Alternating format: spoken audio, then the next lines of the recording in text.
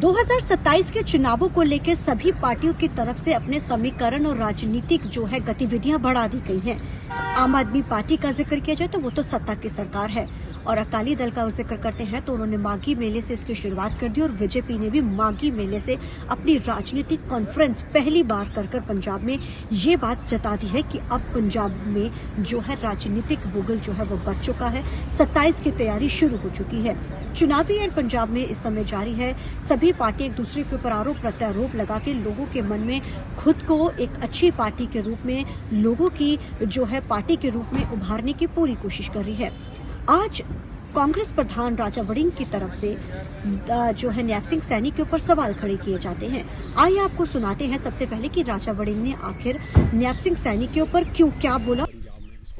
हाँ, तो मेरे को लगता है उनको अगला बीजेपी का मुख्यमंत्री वहां से इस्तीफा लेकर यहाँ घोषित कर देना चाहिए। सैनी साहब को लगता है कि पंजाब अच्छा लग रहा है, तो वहां तो अपनी जिम्मेदारियां निभा नहीं पा रहे हैं, तो हो सकता है उनको लगता हो कि यार मैं मुख्यमंत्री यहाँ का बन जाऊं। तो मैं कह रहा हूं कि वो पद छोड़ के यहाँ वो कहें कि अगर बीजेपी सरकार आएगी तो सैनी साहब मुख्यमंत्री बनेंगे। तो सारा पद सक्रिय है, अब ड्यूटी लगाई है कि भाई तुम संभालो। क्यों, क्या हमारे जो नेता हैं वो सक्षम नहीं है कि हर बिग, यार सुनो मेरी बात, कल मैंने देखा कि जो मिस्टर जाखड़ है उन्होंने ऐसा नहीं किया, दूसरों ने ऐसा किया। मिस्टर जाखड़ ऐसे मरे मन से ज्वाइन कराने, क्योंकि एक तो साथ में अश्विनी शर्मा बैठा दिए कि ये वर्किंग है, तुम कमांड नहीं संभालोगे जाखड़, इससे पूछेंगे। एक कोई श्रीनिवासलू जी हैं, वो कहते हैं मेरे बिना पूछे पत्ता ही नहीं हिलेगा।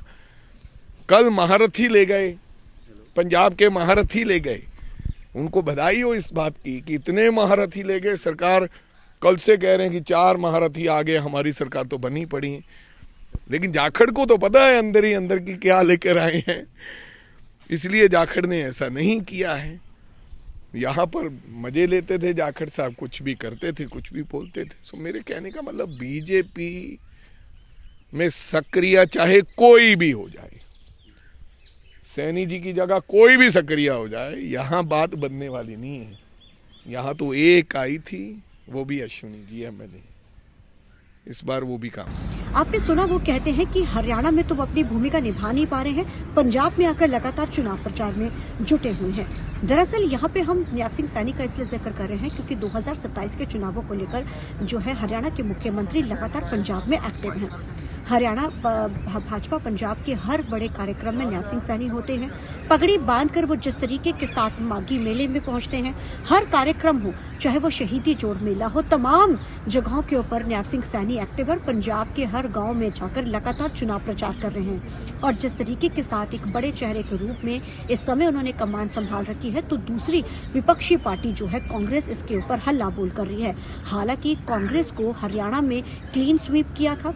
जिस तरीके के साथ तीसरी बार सरकार इतिहास रची थी, गुटबाजी के चलते कांग्रेस वहां पर हारी थी, तो कहीं ना कहीं राजा वड़िंग ने चुटकी लेते हुए आज हरियाणा के मुख्यमंत्री के ऊपर सवाल खड़े किए हैं कि हरियाणा से इस्तीफा देकर क्यों नहीं वो पंजाब का ही कमान संभाल लेते हैं, पंजाब के लिए क्यों उतर जाते हैं। अब ऐसे में यहाँ पे ये समझना जरूरी है कि इस समय सीएम सैनी एक मुख्य चेहरा है, हरियाणा के मुख्यमंत्री हैं। अब जिस तरीके के साथ बड़े फैसले हरियाणा में लिए गए हैं, तो कहीं न कहीं भाजपा उन सभी फैसलों को पंजाब में भुनाना चाहती है, और उन सभी फैसलों को भुनाया जा रहा है, चाहे वो लाडो लक्ष्मी योजना हो, चाहे 84 के दंगे के परिवारों को नौकरी देना हो, या फिर एमएसपी देना हो, किसानों का मसला हो, या निहंग सिखों के साथ मुलाकात का मसला हो।